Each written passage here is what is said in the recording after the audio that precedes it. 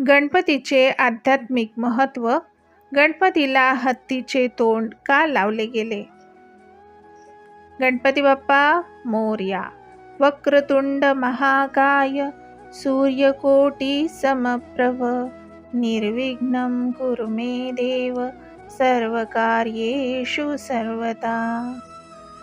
भाद्रपद शुद्ध चतुर्थीला महासिद्धी विनायकी असे म्हणतात. त्या दिवशी गणपती बाप्पा मोरया हा आवाज सर्वत्र ऐकायला मिळतो. मोरया म्हणजे नमस्कार.